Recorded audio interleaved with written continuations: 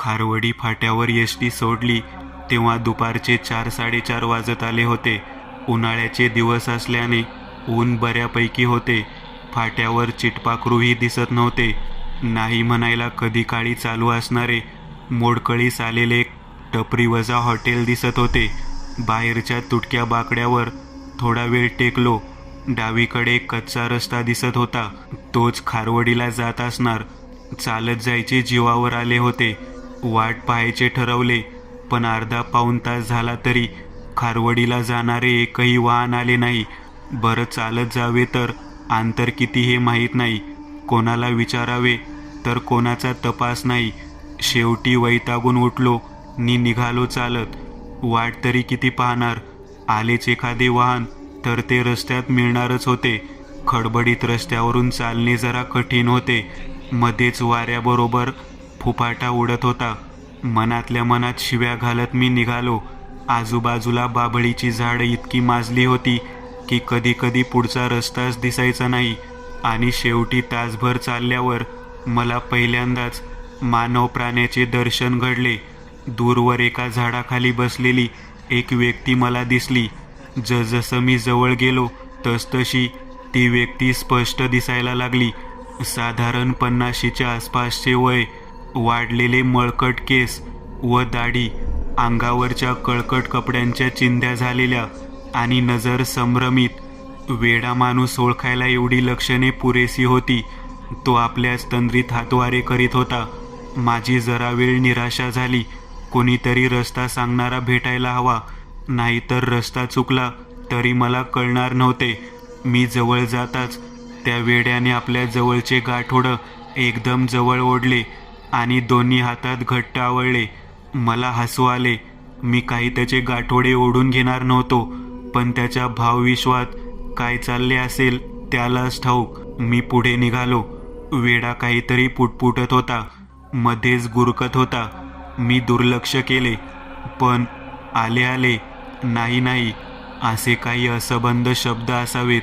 मी गती वाढवली. शक्य तितक्या लवकर त्याच्यापासून दूर गेलेले बरे. न जाणू एखादा दगड त्याने मारलाच तर काय घ्या. पळणे शोभा देणारे नव्हते. अचानक तो हसायला लागला. मी मागे वळून पाहिले तर उभा राहून माझ्याकडेच बघून तो मोठमोठ्याने हसत होता. माझ्या छातीत धडधडायला सुरुवात झाली. पावलांची गती वाढली. समोर थोडासा चढाचा रस्ता होता. मी पळायचा विचार करत होतो की अचानक त्याचे हसणे बंद झाले. मी मागे पाहिले तर वेडा गायब. अरे, आता तर त्या झाडाखाली होता. मी बुचकाळ्यात पडलो. एकाएकी तो गेला कुठे? कारण झाड मला स्पष्ट दिसत होते. माझ्यापासून साधारण 20 फुटांवर असेल. त्याच्या मागे लपणे शक्य नव्हते. शेजारी काही झुडपं होती, पण त्याच्यात शिरता येण्यासारखे नव्हते. मागे फिरून पाहावे की काय या विचारात मी उभा होतो आणि अचानक मागून माझ्या खांद्यावर एक हात पडला. केवढ्याने दचकलो मी. छातीत धस झाले. तो वेडा माझ्या शेजारी उभा होता. त्याच्या अंगाचा उग्र वास येत होता.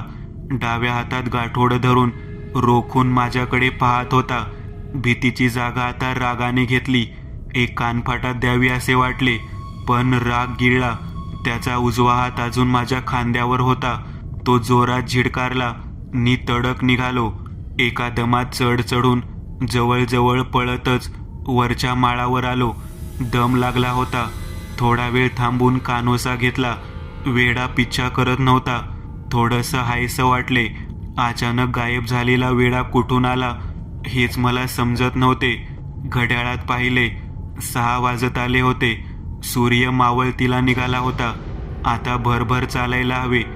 गाव आणखी किती लांब आहे कुणास ठाऊक. थंडगार वाऱ्याने जरा बरे वाटले. मी भरभर चालायला सुरुवात केली. कधी एकदा गाव येते असे झाले होते. पुन्हा तो वेडा अचानक आला तर माळ ओलांडून उतराला लागल्यावर मला अखेर गावातले दिवे दिसले. खारवडी 400-500 उमऱ्याचे गाव होते.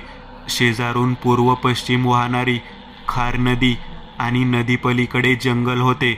गावात प्रवेश केल्यावर चौकातच मराठी शाळा होती. त्याच्या शेजारी ग्रामपंचायत कार्यालय होते. पुढे एक मोठे शंकराचे मंदिर होते. तिथे 2-4 म्हातारे गप्पा मारत बसले होते. आजूबाजूला छोटी मोठी दुकाने होती. मी गावात पोहोचलो त्यावेळी दिवे लागण झाली होती. चौकातल्या एकुलत्या एक खांबावर मिनमिनता बल्ब लावला होता. त्याचा भकास उजेड पडला होता. आजूबाजूच्या घरातून थोडासा प्रकाश बाहेर येत होता. एकूण लगबग कमीच होती. गर्दीची रहदारीची सवय असलेला मी गावच्या त्या प्रथम दर्शनाने माझा हिरमोड झाला. पण आता सवय करावी लागणार होती. मन उदास झाले होते. चांदलेकरांना भेटून राहायची सोय करायची होती. बाजूच्या चहाच्या टपरीत चौकशी केली. त्यांनी दाखविलेल्या दिशेने निघालो. चांदलेकरांनी मनापासून स्वागत केलेले पाहून जरा हायसं वाटलं. चांदलेकर एकटेच राहत होते. लग्न केले नसल्याने एकट्याचा संसार होता. मागे पुढे 2 प्रशस्त खोल्या, समोर व्हरांडा. मागच्या खोलीतून एक दार परसात उघडत होते. परसात पाण्यासाठी विहीर होती. घर गावापासून वस्तीपासून जरासे तुटक पण आटोपशीर होते. त्यांनी माझी आस्थेने विचारपूस केली. मी चालत आलेलो पाहून त्यांना वाईट वाटले. या आडगावात तेवढीच एक वाईट गोष्ट आहे बघ, जयदीप. जयदीप नाव आहे ना तुझं? मी होकार देताच पुढे म्हणाले. रिटायरमेंटला 3 वर्ष राहिली. एक दिवस मोजतोय आता. हो ना, या आडगावात कंटाळाच येत असेल नाही. माझ्या बोलण्यावर चांदलेकर मनापासून हसले. गावात येणाऱ्या अडचणी, गैरसोयी याविषयी बरेच सांगत राहिले. आम्ही पहिल्यांदाच भेटत असूनही अतिशय आपुलकीने बोलत होते. मध्येच स्वतःच्या विनोदावर मोठ्याने हसत होते. एकंदरीत माणूस मोकळ्या स्वभावाचा नि बोलका होता. त्यांच्यानी माझ्या तारा लगेच जुळल्या. चला, मला रूम पार्टनर मिळाला. माझा एकांतवास संपला. द्या टाळी. खुशीत येऊन चांदलेकरांनी हात पुढे केला. मीही मनापासून टाळी दिली. मीही खुश होतो, कारण राहण्याची आणि खाण्याची माझी सोय बिनबोभाट झाली. आणि महत्त्वाचं म्हणजे चांदलेकरांसारखा मनमिळावू सहकारी मिळाल्याने माझे निम्मे टेन्शन पळाले. तू फ्रेश होणे, तोपर्यंत मी जेवणाचे पाहतो. माझ्यासाठी परसाचे दार उघडीत चांदलेकर म्हणाले. 8 वाजत आले होते. परसात दाट काळोख माजला होता. रातकिड्यांचा किर्र आवाज त्याची भयानकता वाढवित होता. बाकी कसलाच मानवनिर्मित आवाज नाही. भयान शांतता पसरली होती. अशा शांततेची मला बिलकुल सवय नव्हती. माझे हृदय उगीचच गलबलले. पुढे जायचे धाडसच होईना. डोळे अंधाराला थोडेसे सरावल्यावर मी बारकाईने पाहिले. परसाला करवंदीचे दाट नैसर्गिक कुंपण झाले होते. एका कोपऱ्यात विहीर दिसत होती. विहिरी शेजारी भरपूर झाडी दिसत होती. आता तिथं अंधार माजला असल्याने पलीकडची बाजू लक्षात येत नव्हती. ही कसली जाणीव? कोणीतरी रोखून पाहतंय. माझ्या अंगावर सरकन काटाच आला. शी, काय घाबरतो आपण? आपल्याला अंधाराची सवय नसल्याने असे भास होत आहेत. मी सरळ विहिरीजवळ गेलो नि बादली पाण्यात सोडली. पुन्हा ती जाणीव. काहीतरी विचित्र जाणवत होते. अस्वस्थ वाटत होतं. मी पटकन पाणी काढले नि हातपाय धुवायला सुरुवात करणार तोच माझी नजर तिकडे गेली. मी कितीतरी वेळ त्या दिशेला रोखून पाहत होतो. जयदीप, जयदीप ओरडतच चांदलेकर बाहेर आले. मी दचकलो. किती वेळ गेला होता कुणास ठाऊक. माझ्याकडे विचित्र नजरेने पाहत चांदलेकर म्हणाले, काय करतोस? चल लवकर आत. मी काही बोलायच्या आत मला जवळजवळ ओढतच आत घेऊन गेले. मला काहीच आठवत नव्हते. डोकं सुन्न झालं होतं. चांदलेकर, चला जेवून घेऊ आपण. माझ्या बोलण्याकडे दुर्लक्ष करून म्हणाले. माझा नाईलाज झाला. बाकी काही असो, पण चांदलेकरांच्या हाताला उत्तम चव होती. जेवण मस्त झाले. सर्व आवरून आम्ही दोघे बाहेरच्या व्हरांड्यात येऊन निवांत बसलो. काहीच घडले नाही अशा आविर्भावात चांदलेकर वावरत होते. मगाचा विषय ते टाळत होते. असे काय घडले होते? आणि मुख्य म्हणजे मला काहीच कसे आठवत नव्हते. दिवसभराच्या प्रवासाने मी दमलो होतो. किंवा एकदा अंग टाकतो असे झाले होते. पण चांदलेकरांचा गप्पा मारायचा मूड बघून मी तसे जाणवू दिले नाही. चांदलेकरांकडे भल्या बुऱ्या अनुभवांचा खजिनाच होता. इकडच्या तिकडच्या गप्पा सुरू झाल्या. हळूहळू गप्पांचा ट्रॅक भराभर बदलू लागला. मी माझ्याच विचारात होतो. चांदलेकरांचे बोलणे ऐकल्यासारखे दाखवत होतो. अधूनमधून त्यांना प्रतिसाद म्हणून एखादा शब्द बोलत होतो आणि आलेली डुलकी बळेच परतवून लावत होतो. मला झोपेची नितांत आवश्यकता होती. अखेरीस मला डुलकी लागली असावी आणि त्याच वेळी माझी तंद्री अचानक भंग पावली. कारण चांदलेकरांच्या बोलण्यात वेड्याचा उल्लेख आला होता. मला दुपारचा प्रसंग आठवला. खाडकन माझी झोप उडाली. मी लक्षपूर्वक चांदलेकरांचे बोलणे ऐकू लागलो. रघु 3 महिन्यांपूर्वी खारवडी पोस्टात जॉईन झाला होता. जयदीप, तुझ्या आधी. चांदलेकरांनी उसासा टाकत सुरुवात केली. मी उगीचच शहारलो. मी त्याला इथे जॉईन करून घेतले. अतिशय उत्साही बडबड्या होता. त्याला पाहून मलाही खूप आनंद झाला. नोकरीत नवीनच असल्याने नाईलाजाने त्याने ही आडवळणी असणारी पोस्टिंग स्वीकारली असावी. तो काही जास्त दिवस टिकणार नाही अशी माझी धारणा होती. पण लहान गाव पाहून तो खुश झाला. कारण इथे कामाचा जास्त लोड नसणार नि भरपूर रिकामा वेळ मिळणार होता. रघु कामाला चांगला होता, पण त्याला एक वाईट खोड होती. ती म्हणजे त्याला अघोरी गोष्टींची आवड होती. त्या संबंधीची अनेक पुस्तके त्याने गोळा केली होती. इथे रिकामा वेळ भरपूर असल्याने त्याच्या या आवडीला खतपाणी मिळाले. रात्र ती पुस्तके वाचण्यात तो मग्न असायचा. मलाही काही सांगायचा. त्याचे हे वेळ फक्त पुस्तके वाचण्यावर थांबले असते तर बरं झालं असतं. पण दिवसेंदिवस हे वेळ वाढत गेले. आता तो या अघोरी सिद्धी प्राप्त करण्याच्या मागे लागला. सुरुवातीला मी याकडे दुर्लक्ष केले. तरुण सळसळते रक्त आहे, सुधरेल असे वाटले. पण हळूहळू त्याचे कामावरील लक्ष कमी झाले. पहिल्यासारखे नीट काम करेना. सतत बेचैन राहू लागला. बोलणंही कमी झाले होते. पुढे तर रात्री अपरात्री उठून कुठेतरी जायचा. मी त्याला खूपदा हटकले, पण काही उपयोग झाला नाही. तेवढ्यापुरती मान डोलवायचा, पण वागण्यात काही फरक पडला नाही.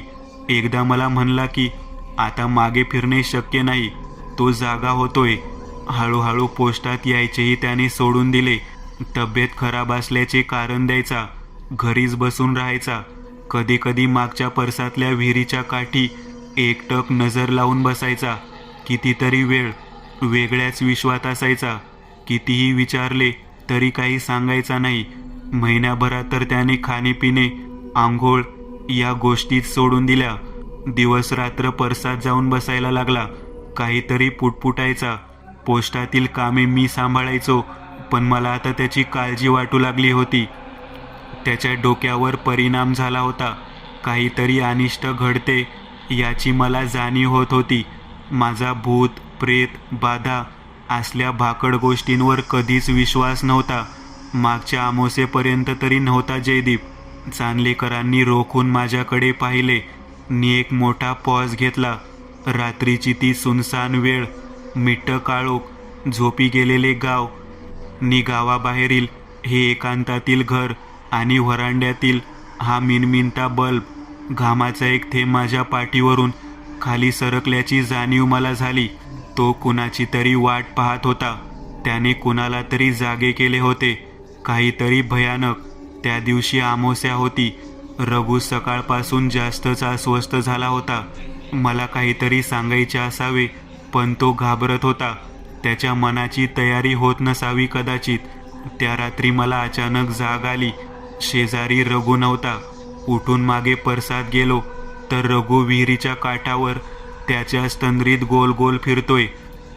नजर मात्र त्या करवंदीच्या जाळीकडे होती. भान हरपून तो तिकडे पाहत होता. तो तिकडे काय पाहतो म्हणून मी जरा वेळ जवळ गेलो. माझ्या छातीत धस झाले. तिथे एक छोटा चक्रवात तयार होत होता आणि त्याला हळूहळू मानवी रूप येत होते. ते पाहून मी जोरात किंचाळलो. त्या सरशी ते एकदम माझ्यातून आरपार निघून गेले.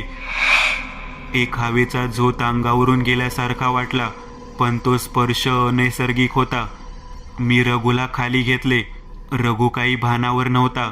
दुसऱ्या दिवशी ताबडतोब मी त्याला त्याच्या गावी सोडून आलो. त्यांनी त्याला वेड्याच्या इस्पितळात भरती केले. डिपार्टमेंटला त्याचा अहवाल कळून त्याची रजा मंजूर करून घेतली. चांदलेकरांनी खोल श्वास घेतला. मी आता खरंच हादरलो होतो. प्रश्नांचे काहूर माझ्या मनात दाटले होते. दुपारचा तो प्रसंग, मगाशी झालेली ती जाणीव, खरंच काहीच सुचेना. काही क्षण तसाच बसून राहिलो. त्याचवेळी चांदलेकरांनी पुढचा बॉम्ब टाकला. जयदीप, मगाशी परसात विहिरीजवळ तू रघुसारखीच नजर लावून पाहत होता आणि आज अमावस्या आहे. सगळे जग माझ्या भोवती फिरते आहे असे मला वाटायला लागले. रघुच्या जागी माझी नेमणूक, मला झालेली ती जाणीव, रघुसारखे ट्रान्समध्ये जाणे, सगळंच विचित्र नि भीतीदायक होतं. आणि दुपारचा तो वेडा, पण दुपारी रस्त्यात एक वेडा मला दिसला. चांदलेकर, तो रघु तर नसावा ना? हे कसं शक्य? रघु तर इस्पितळात आहे, इथे कसा येईल? चांदलेकर चमकून म्हणाले. त्यांचेही बरोबर होते म्हणा. तो वेडा दुसराच कोणीतरी असेल. मी अजूनही माझ्याच विचारचक्रात होतो. चल आत, खूप रात्र झालीये, तूही दमला असशील. चांदलेकर जागेवरून उठले. मीही उठून त्यांच्या मागे गेलो. अंथरुणावर पडलो तरी डोक्यातील विचारचक्र थांबेना. नंतर केव्हा तरी झोप लागली. मध्यरात्री कशाच्या तरी आवाजाने मला जाग आली. अंधार इतका माजला होता की डोळ्यात बोट घातले तरी दिसणार नाही. काही क्षण मला सुचेना की मी कोठे आहे, पण लगेच भान आले. लाईट गेली असावी बहुधा. मी मनाशी विचार केला, जाग कशाने आली? मी चाहूल घेऊ लागलो. शेजारी हाताने चाच पडून पाहिले. चांदलेकर जाग्यावर नव्हते.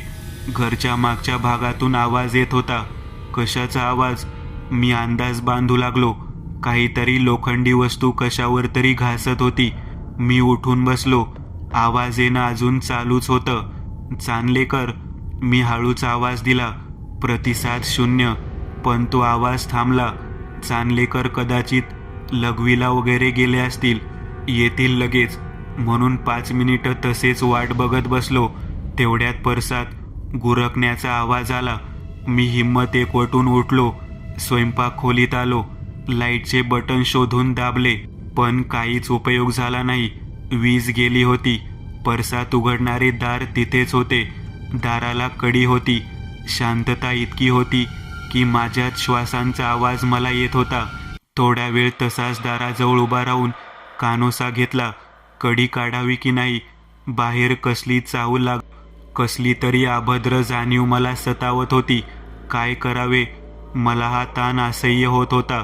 शेवटी मी कडी काढायचा निर्णय घेतला. कडीला हात घातला आणि हळूच कडी काढली. माझा श्वासोच्छ्वास जोराने चालू होता. केवढ्याने दचकलो मी. कडीचाच आवाज तो.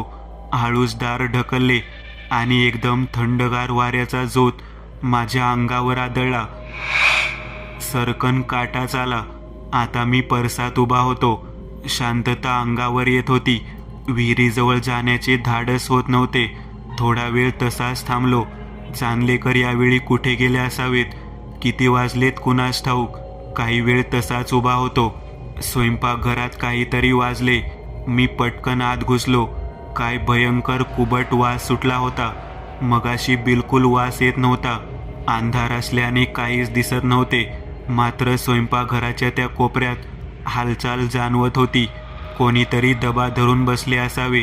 एखाद्या प्राण्याच्या गुरकण्याचा दबका आवाज येत होता. माझ्यावर झेप घेण्याच्या तयारीत ते असावं. माझे हातपाय गळाले आणि तेवढ्यात लख्खन लाईट आली. मी मगाशी बटन दाबलेले होते. मी समोरचे दृश्य पाहिले नि मुळापासून हादरून गेलो. समोर एक पाठमोरी व्यक्ती होती. एखाद्या प्राण्याप्रमाणे ती समोरच्या मासांवर आधाशासारखी तुटून पडली होती. अचानक लाईट लागल्याने रागाने ती माझ्याकडे वळली. बापरे, ते दृश्य मी जन्मात विसरणार नाही. लालभडक आग ओकणारे डोळे, तोंडातून बाहेर आलेले सुळे आणि त्यावरून ओघळणारे रक्त. आणि महत्त्वाचे म्हणजे त्या व्यक्तीला मी ओळखत होतो. चांदलेकर, तुम्ही? मी जोरात किंचाळलो, पण माझे शब्द अर्धवट राहिले. त्याने माझ्यावर झेप घेतली. माझ्या नरडीचा घोट घेण्यासाठी आणि त्याच वेळी मी झोपेतून किंचाळत उठलो. भीतीने माझा थरकाप उडाला होता. चांदलेकरही गडबडून गेले. त्यांनी पटकन लाईट लावली. मी अजून थरथरत होतो. हे स्वप्न होतं.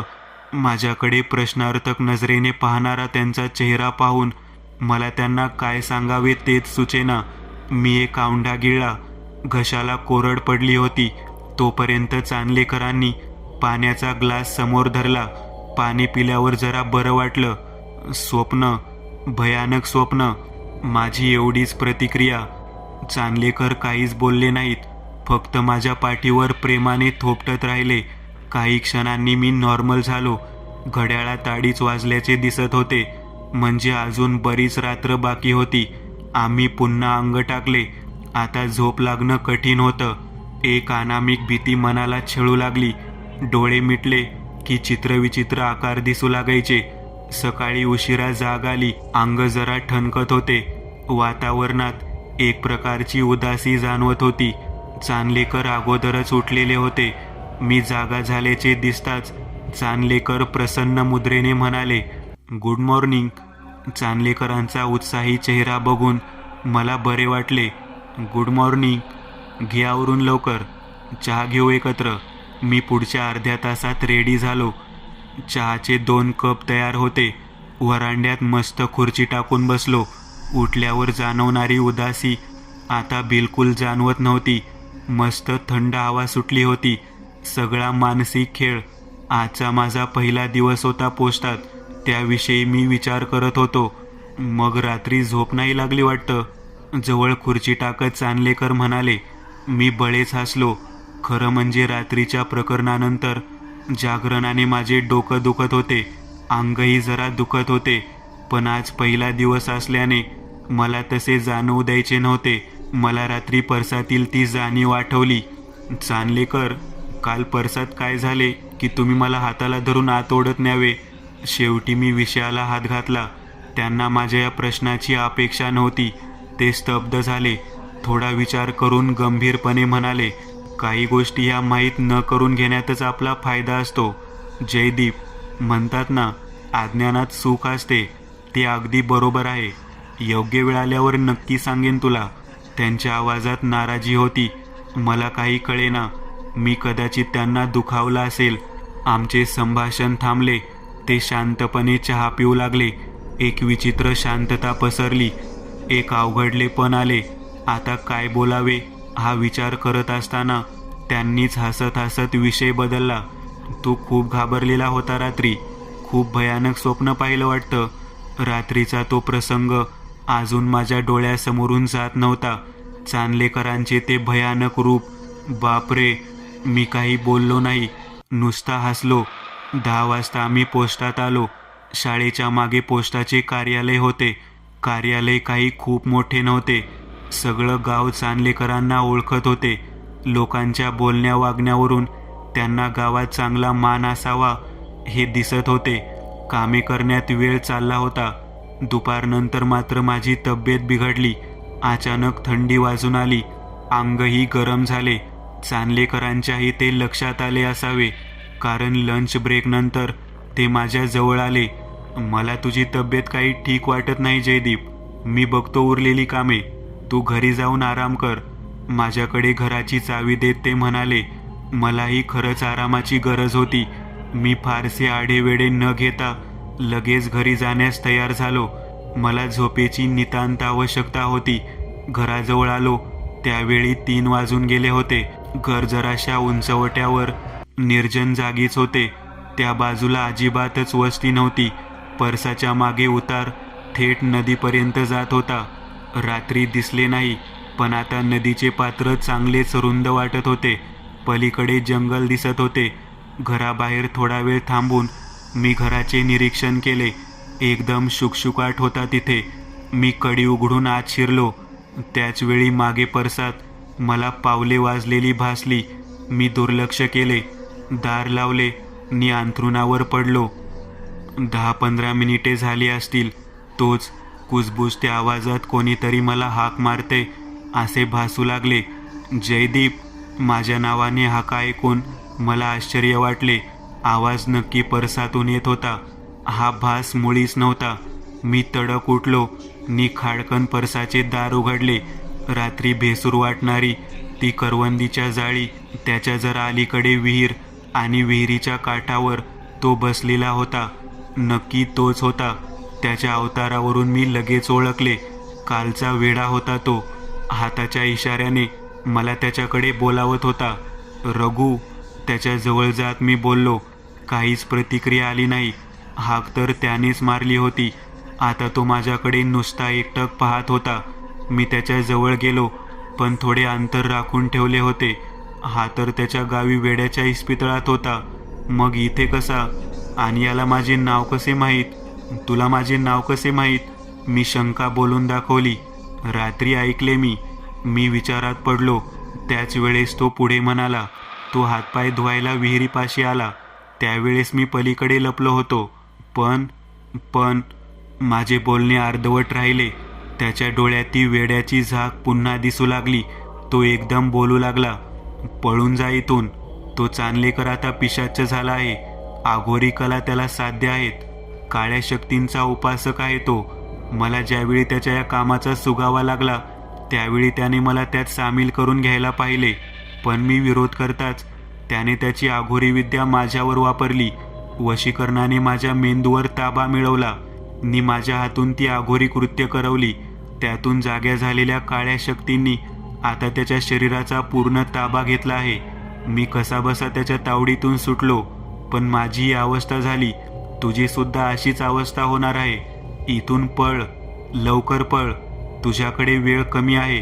घाईघाई तेवढे बोलून तो जाऊ लागला आणि अचानक ब्रेक लागावा तसा थांबला. मागे वळून मान तिरपी करून माझ्याकडे रोखून पाहिले. त्याची ती नजर पाहून मी शहारलो. काय सांगत होती त्याची ती नजर? मला सावध करत होता की घाबरवत होता, मला नीट सांगता आले नसते. पण माझ्या पायाखालची वाळू सरकली होती. कोणावर विश्वास ठेवावा? या वेड्यावर की चांदलेकरांवर? भूत, प्रेत, पिशाच्य असल्या प्रकारावर माझा विश्वास नव्हता आतापर्यंत तरी. इथून पुढे काही सांगता येत नाही. तो निघून कधी गेला मला कळलेच नाही. मी कितीतरी वेळ तसाच उभा होतो. अंगातून गरम वाफा निघू लागल्या नि मला एकदम हुडहुडी भरून आली. सुन्न मनाने घरात आलो. धाडदिशी अंग टाकून दिले. अंगात त्राणच शिल्लक नव्हते. चांदलेकर आणि पिशाच्य माझे डोके गरगरायला लागले. मी विचार करू लागलो, काल परसात मला काय झाले होते? मला आठवत का नव्हते? चांदलेकरही उत्तर टाळत होते. रात्री पडलेले ते भयानक स्वप्न, चांदलेकरांचा तो अभद्र चेहरा, आणि मला त्यांनी खोटं का सांगितले की रघुला त्याच्या गावाकडे सोडून आलो आहे. आणि सगळ्यात भयानक म्हणजे त्यांनी कोणती तरी दुष्ट शक्तीची उपासना करून तिला जागृत केले होते. काय साध्य करायचे आहे त्यांना? मला रघुची दया येऊ लागली. बिचाऱ्यावर काय परिस्थिती ओढवली. चांदलेकरांची आता भीतीच वाटू लागली. त्यांच्यापासून मला धोका होता का? हा मुख्य प्रश्न होता. मला त्यांना जाब विचारायला हवा की नको, या गोंधळात मला डोळा लागला.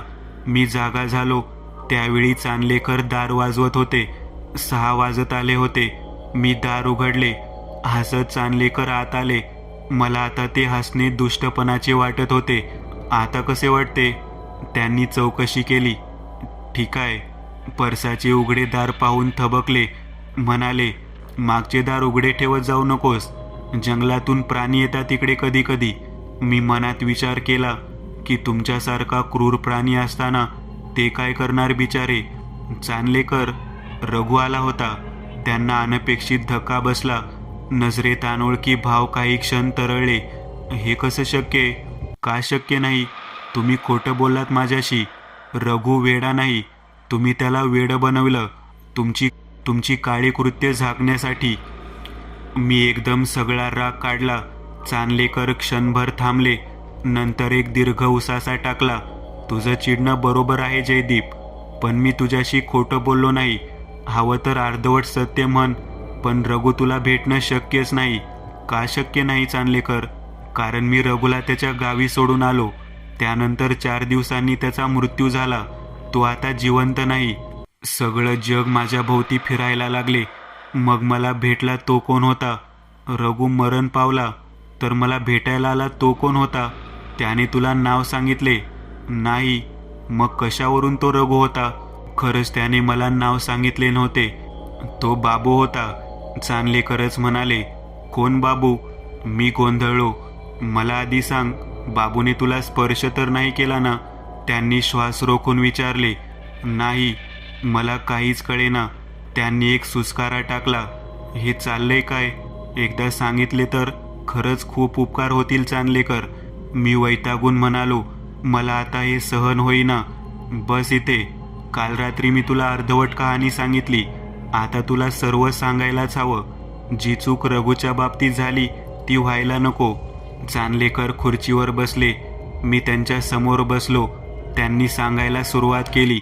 रघु जॉईन झाला. त्याच्या आसपासच बाबू या गावात अचानक आला. गावातील परसूच्या शेतात तो सालकरी म्हणून कामाला राहिला. तो कुठून आला हे कोणालाच सांगता आले नसते. पोट भरायला आला म्हणून गावकऱ्यांनी त्याच्याकडे एक निरुपद्रवी म्हणून दुर्लक्ष केले. त्याचे खरे रूप गावात कुणालाच माहिती नव्हते, पण त्याचा खरा उद्देश वेगळाच होता. तो साध्य करायला तो खारवाडीत आला होता. तो कालावश संप्रदायातील एक मांत्रिक आहे. या संप्रदायातील लोक काळ्या अघोरी शक्तींची पूजा करून त्यांना वश करून घेतात आणि हवे ते इप्सिस साध्य करतात. त्यासाठी त्याला पिशाच्याला जागे करावे लागणार होते. त्यासाठीचा विधी हा अमावस्येच्या रात्री योग्य त्या अक्षांश रेखांशाला असणाऱ्या ठिकाणीच करावा लागतो. हे ठिकाण नेमके खारवाडीत येत होते. तुला आश्चर्य वाटेल, पण त्यासाठीची योग्य जागा पिशाच्याला आपल्या ताब्यात ठेवून हव्या त्या गोष्टी करता येतील अशी लालूच बाबूने त्याला दाखवली होती. रघु भुलला. रघुने त्याला हव्या त्या वस्तू पुरवायच्या नि बाबूने तो विधी पार पाडायचा असे त्यांचे ठरले होते. रघु या घरात राहायला लागल्यापासून काही दिवसांनी मला विचित्र भास व्हायला लागले.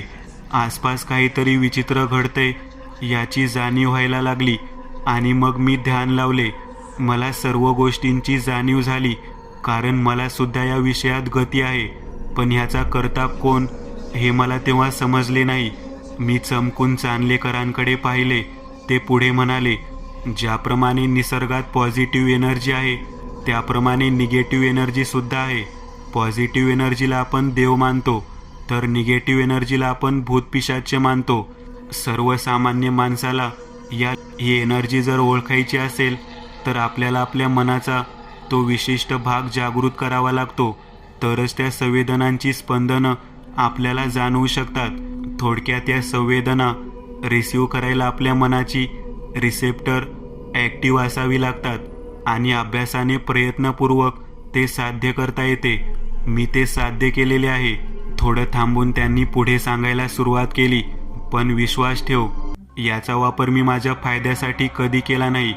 जर या शक्ती मोकळ्या झाल्या तर गावावर मोठे संकट येणार होते.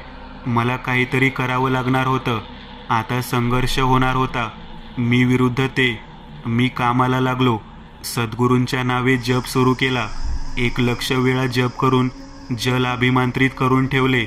न जाणो केव्हा गरज पडेल. दिवसेंदिवस त्याची तब्येत कशी खालावत गेली हे मी तुला सांगितले आहेच. त्या दिवशी अचानक मला रघुभोवती काळी वलय दिसू लागली. ही वलय मृत्यूची होती. मला शंका आली. मी त्याला या विधीविषयी बोललो तर तो गडबडला. आता मागे फिरणे शक्य नाही. तो जागा होतोय एवढेच बोलला. मला त्याच्यावर लक्ष ठेवावे लागणार होते, कारण त्याचा जीव धोक्यात होता. मी बरेच दिवस त्याच्यावर नजर ठेवून होतो. मला काहीच थांगपत्ता लागला नाही. पण त्या रात्री मी रघुचा पाठलाग केला. तो आणि बाबू स्मशानात भेटले. त्याने काही वस्तू बाबूला दिल्या. खरा सूत्रधार कोण हे मला समजले. बाबू खूप धूर्त होता. ती अमानवी शक्ती जागी झाल्यावर तिची तहान भागविण्यासाठी मानवी रक्त लागणार होते. त्यासाठी बळी लागणार होता याची बाबूला जाणीव होती, पण त्याने याची रघुला कल्पना दिली नव्हती. सर्व साहित्याची जुळवाजुळव करून मागच्या अमावस्येला मध्यरात्री ते दोघे गुपचूप मागच्या विहिरीजवळ आले नि त्यांची उपासना सुरू केली. मी घरात झोपलो होतो. अचानक मला अस्वस्थ व्हायला लागले. मी उठून परसात गेलो. समोर पाहतो तर रघु आकाशाकडे पाहून हात वर करून गोल गोल फिरत होता. बाबूने पूर्णपणे त्याला वश केले होते. बाबू जोरजोराने मंत्रोपचार करून सैतानाला आव्हान करत होता. मी तिथे आल्याचे भानच त्या दोघांना नव्हते. बाबूच्या समोर काळी केसाळ बाहुली होती. तिच्यात येण्याचे पिशाच्याला आव्हान तो करत होता.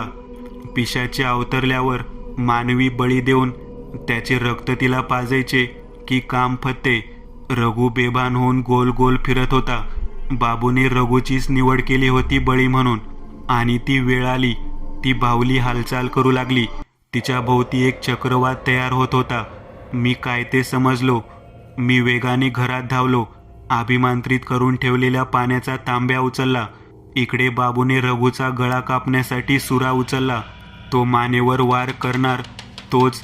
मी सद्गुरूंचे नाव घेत ते पाणी रघुवर शिंपडले. माझ्या अचानक एंट्रीने बाबू बिथरला. काय करावे त्याला सुचेना.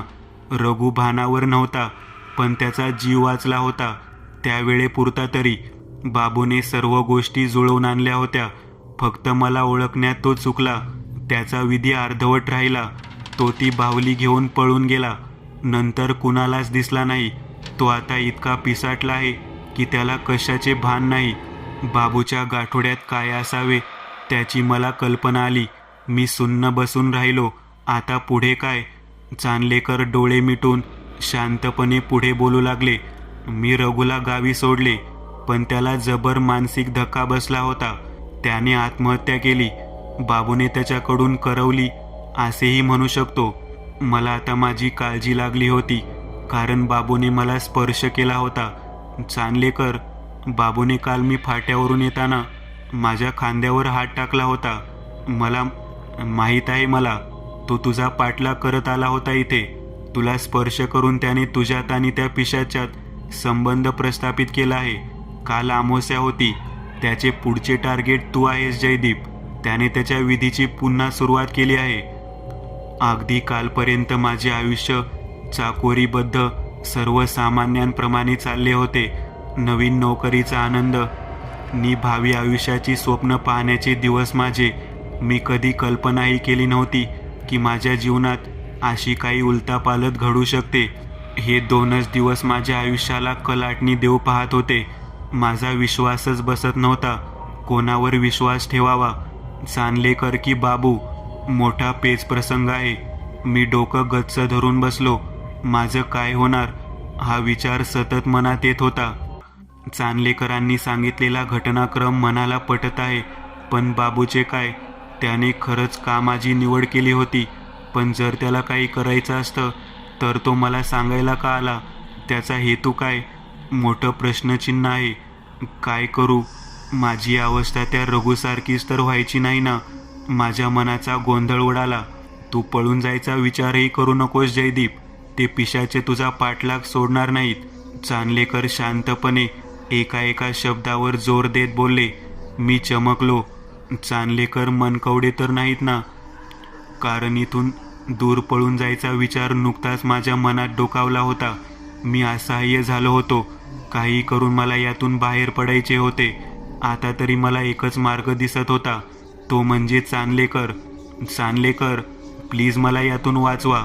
मी अगदी काकुळतीला येऊन म्हणालो. काही क्षण विचार करून मनात काहीतरी निश्चय त्यांनी केला असावा. जयदीप, तुझा माझ्यावर पूर्ण विश्वास आहे ना? मी मान डोलावली. दुसरे गत्यंतरच नव्हते. हे बघ, यातून वाचायचा मार्ग मला माहीत आहे, पण मी सांगेन तसेच तुला करावे लागेल. एकही प्रश्न विचारता कामा नये. कोणत्याही परिस्थितीत माझ्यावर अविश्वास दाखविता कामा नये. माझ्याकडे पाहत ते बोलले. मी मान डोलावली. बाबूने त्या पिशाच्याला जागवले आहे. आता त्याला बळी द्यावाच लागणार आहे. तुला स्पर्श करून त्याने तुझी निवड केली आहे हे दिसतेच आहे. आता मी काय सांगतो हे नीट लक्ष देऊन ऐक. मी प्राण कानात आणून ऐकू लागलो. ज्याप्रमाणे बाबूने तुला स्पर्श करून तुझ्यात नि त्या पिशाच्यात स्पर्श संबंध निर्माण केला आहे, त्याचप्रमाणे उलटा विचार केला तर तुझा सुद्धा स्पर्श बाबूला झाला आहे. म्हणजे त्याचा आणि पिशाच्याचाही स्पर्श संबंधही निर्माण झालेला आहे. म्हणजे बळी जाण्याला एक तू एकटाच नाही, तर बाबूही आहे. आता राहिला प्रश्न तो हा की पिशाचे आव्हानविधी कोण करणार? तो की तू? मला वाटते बाबूने पिशाचे आव्हान विधी करण्या अगोदर आपणच विधी करावा. तो विधी कसा करायचा ते मला ठाऊक आहे. तुझ्या वतीने मी तो करीन आणि बळी बाबू जाईन तरच तू वाचशील. माझ्या प्रतिक्रियेसाठी ते थांबले. मी विचार करू लागलो. मी वाचणार हे महत्त्वाचे असले तरी बाबूचा बळी जाणार हे मला पटणारे नव्हते. बाबू त्याच्या कर्माने जाईल. तुला वाईट वाटण्याचे काही कारण नाही. त्यांना माझ्या मनात काय चालले असावे ते कळले होते का? तू मला परवानगी देत आहेस ना पिशाचे आव्हान विधी करायला? होय, ठामपणे मी उत्तर दिले. आता इथून पुढे तुला एकही प्रश्न विचारायला परवानगी नाही. हे सर्व तुझ्या संमतीने चालले आहे. आमोसेला त्या शक्ती ताकदवान होतात. त्याचवेळी विधी करायचा असतो. बाबू ही आमोसेची वाट पाहिल, पण आपल्याला आमोसेपर्यंत थांबून चालणार नाही. या पौर्णिमेला चंद्रग्रहण आहे. त्याच दिवशी आपण आपले कार्य उरकायचे. यावर मी काय बोलणार? मी आता पूर्णपणे त्यांच्यावर अवलंबून होतो. दिवस येत आहेत नि जात आहेत. चांदलेकरांच्या वागण्यात बदल झाला आहे. बोलणेही पहिल्यापेक्षा कमी, आवश्यक तितकेच झाले आहे. सकाळ संध्याकाळ त्यांचे एकांतात ध्यान लावून बसण्याचे प्रमाण नि वेळ वाढली आहे. रात्री मंत्रपठणात ते जास्त वेळ घालवू लागले आहेत. ते मंत्रपठण करतात त्यावेळी मला बाहेर व्हरांड्यात बसून राहायला सांगतात. आत अजिबात येऊ देत नाहीत. परसात तर बिलकुल जाऊ देत नाहीत. गेलो तरी माझ्यावर लक्ष ठेवून आहेत. नेमके काय चालले आहे त्यांचे? दिवसभर पोस्टातील कामं नि रात्री या गोष्टी. मी खूप वैतागलोय. कोणत्या लफड्यात पडलो, पण स्वतःला दोष देण्याशिवाय मी काही करू शकत नाही. पौर्णिमेपर्यंत वाट पाहण्याशिवाय माझ्या हातात काहीच नाही. उद्या पौर्णिमा आहे. 15 दिवस उलटले, पण मागच्या दिवसात विशेष काही घडले नाही. बाबूही कुठे दिसला नाही. हा चांदलेकरांच्या मंत्रतंत्रांचा परिणाम की ही वादळापूर्वीची शांतता आहे ते सांगता यायचे नाही. मी खूप अस्वस्थ आहे. चांदलेकर मात्र धीर गंभीर शांत आहेत. अनेक तऱ्हेच्या विचित्र वस्तू त्यांनी आणल्या आहेत, पण मला बघायला बंदी आहे. पण मी चोरून पाहिल. ती काळी केसाळ बाहुली तेवढी मला दिसली. मला चांदलेकरांना खूप प्रश्न विचारायचे आहेत, पण धाडस होत नाही. उदाहरणार्थ, पिशाचे जागे झाल्यावर पुढे काय? किंवा बाबूचा बळी द्यायला तो इथे आला तर पाहिजे ना? मी विचारू शकत नाही. आता युद्धाला तोंड फुटणार. कोण जिंकणार या विचारात आजचा दिवसही मावळला. आज पौर्णिमा. मी आता कसलाच विचार करण्याच्या परिस्थितीत नाही. डोकं बधीर झालंय. मेंदू ताब्यात आहे की नाही सांगता येत नाही. आज काय होणार? मध्यरात्रीची वेळ. पौर्णिमा असली तरी चंद्रग्रहण असल्याने गडद अंधार पसरला होता. त्या भयान काळोख्या रात्री विहिरीच्या काठी मी आणि चांदलेकर बसलो होतो. समोर ती काळी केसाळ बाहुली एका रिंगणात ठेवली होती. तिच्या भोवती कसल्या कसल्या वस्तू ठेवल्या होत्या. त्या अंधारातही ती बाहुली माझ्याकडे पाहत आहे असं मला वाटत होतं. चांदलेकरांनी माझ्या भोवती मोठे वर्तुळ आखलं. माझ्या कपाळाला काळा बुक्का फासला. जोरजोरात अनोळख्या भाषेत चांदलेकरांनी मंत्र सुरू केले. मला ते शब्द कळत नव्हते, पण कानाला गोड वाटत होते. मला तंद्री लागली. माझ्या सगळ्या संवेदना बधीर व्हायला लागल्या. शरीर हलके झाले. मी आता हवेत गोल गोल तरंगायला लागलो. इच्छेविरुद्ध. किती वेळ कुणास ठाऊक. चांदलेकर दिसत नाहीत कुठे. मी नीट पाहिलं तर ती बाहुली आकाराने वाढत होती. चांदलेकर जोरजोराने घुमत होते. आमच्या भोवती वावटळ निर्माण झाली होती. बाबू कधी येणार की मलाच बळी देणार? इतके दिवस दाबून ठेवलेला विचार उसळून बाहेर आला. शरीर मेंदूच्या नियंत्रणाबाहेर होते. इच्छा असूनही मी हालचाल करू शकत नव्हतो. आणि एकदम शांतता पसरली. 2 क्षण त्यापाठोपाठ हिडीस किंचाळी ऐकू आली. ती बाहुली उठून बसली होती. चांदलेकरांचा हेतू सफल झाला होता. विजयी उन्माद त्यांच्या चेहऱ्यावर दिसत होता. मला माझी चूक समजली होती, पण वेळ निघून गेली होती. त्यांनी माझ्यावर झेप घेतली. त्यावेळी त्यांच्या हातातील सुरा चमकला. मी डोळे मिटले. मला जाग आली तेव्हा दिवस उजाडलेला होता. मी जिवंत आहे की मेलो? रात्रीचा प्रसंग आठवला. मी फसलो गेल्याची जाणीव. चांदलेकरांचा हल्ला आणि कोणीतरी आल्याची पुसटशी जाणीव. पुढे एकदम काळा कुट्टा अंधार. मी जिवंत आहे. अविश्वसनीय. मला समोर अनोळखी व्यक्ती दिसत होती. मी उठण्याचा प्रयत्न केला पण उठू शकलो नाही. सगळी शक्ती कोणीतरी शोषून घेतली होती. शांत पडून राहा जयदीप. अनोळखी आवाज. तू आता धोक्याबाहेर आहेस. निश्चिंत राहा. मी वेडा झालोय का? भास होत आहेत. नक्कीच आपल्या डोक्यावर परिणाम झालाय. रात्री आम्ही वेळेवर आलो नसतो तर तू या जगात नसता. तो त्याच्या कार्यात यशस्वी झाला असता. तू कोण? एकच शब्द उच्चारायला मला खूप प्रयत्न करावा लागला. मी परसू. हा तोच परसू ज्याच्याकडे बाबू सालकरी म्हणून होता. आज शिवबाबा नसते तर खूप अनर्थ झाला असता. तो बोट दाखवत बोलला. मी तिकडे पाहिले. कोपऱ्यात एक तेजपुंज व्यक्ती माझ्याकडे पाहून स्मित हास्य करत होते. पांढरी शुभ्र दाढी, तेजस्वी डोळे, धारदार नाक. त्यांच्याकडे पाहिल्यावर का कुणास ठाऊक पण मला जरा हुशारी वाटू लागली. म्हणजे या सगळ्यामागे चांदलेकर होते तर? मी धीर येऊन बोललो. नाही, रघु होता. शिवबाबांनी धीरगंभीर आवाजात उत्तर दिले. काय? मी जवळजवळ किंचाळलोच. शिवबाबा पुढे सांगू लागले. हो, चांदलेकर बिचारा पापभिरू माणूस होता. रघु इथे आला तो मुळी पिशाचे आवाहन विधी करण्यासाठी. हा कालावश पंथातील एक महत्त्वाचा विधी आहे. हा विधी जो करेल तो त्या पंथाचा प्रमुख बनण्याच्या लायकीचा होतो. रघुने त्याचा ध्यास घेतला होता. इथली जागा त्यासाठी योग्य होती. रघुने चांदलेकरांच्या घरात प्रवेश केला. आता त्याला मदतीला कोणीतरी हवा होता. बाबू त्यासाठी योग्य होता.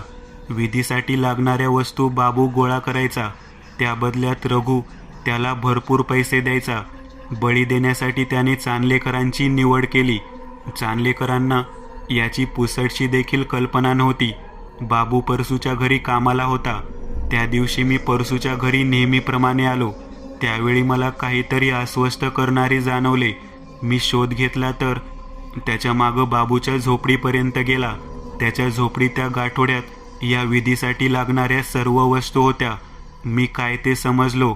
बाबू अडाणी आहे. त्याच्या आवाक्यातील या बाबी नाहीत. यामागे नक्कीच कोणीतरी जाणती व्यक्ती असणार याची मला खात्री झाली. मी परसूला बाबूवर नजर ठेवायला सांगितले.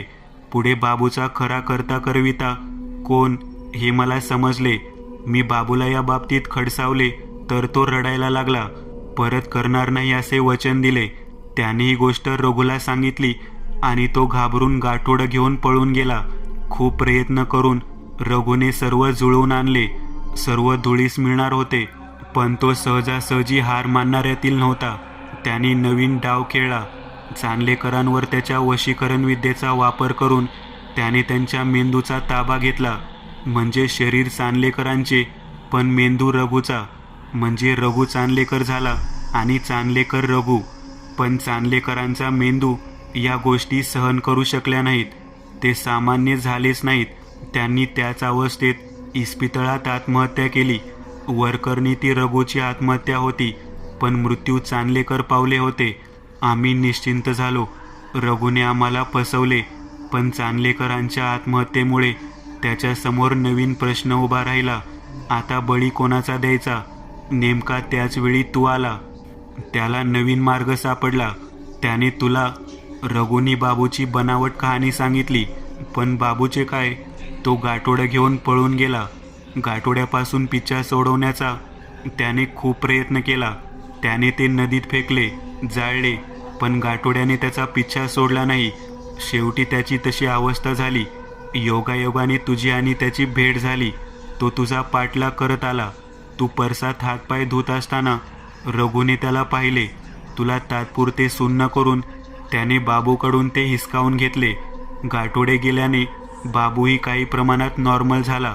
त्याला धोक्याची जाणीव झाली आणि दुसऱ्या दिवशी तुला सावध करायला आला. त्याच रात्री त्याने मला ही गोष्ट सांगितली आणि तुला वाचवायची विनंती केली. मला बाबूविषयी आपुलकी वाटायला लागली. बाबू आता कुठे? मला ज्या रात्री भेटला त्याच्या दुसऱ्या दिवशी तो नदीकाठी मृत आढळला. मी त्याच दिवसापासून तुझ्यावर व रघुवर लक्ष ठेवून होतो. रघु, त्याचं काय झालं? तू परसात जाऊन पहा. मी परसूच्या आधाराने उठलो. परसात आलो. रात्रीच्या घटनांचा नामोनिशान दिसत नव्हता. सर्व वस्तू गायब झालेल्या होत्या आणि चांदलेकर उर्फ रघु विहिरीच्या काठावर मरून पडला होता. मी प्रश्नार्थक चेहऱ्याने शिवबाबांकडे पाहिले. Heart attack? माझ्याकडे डोळे मिचकावत ते बोलले. मित्रांनो, आज पुरतं एवढंच. तुम्हाला जर काही गोष्ट आवडली असेल तर नक्की लाईक करा. तुमच्यापैकी बरेचसे जण व्हिडिओ लाईक न करताच पळून जातात, पण हा जर व्हिडिओ तुम्ही लाईक केला तर मला जरा बरं वाटेल आणि असेच भारी भारी व्हिडिओ बनवायची माझ्यात एनर्जी येईल. त्यामुळे नक्की लाईक करा आणि अजूनही कोणी या चॅनलला सबस्क्राईब केलेलं नसाल तर लगेच सबस्क्राईब करून टाका आणि बाजूची घंटी ती मात्र दाबायला विसरू नका. देवाची घंटी आहे ती. चला तर मग पुन्हा भेटूया अशीच एक आगळी वेगळी गोष्ट घेऊन पुढच्या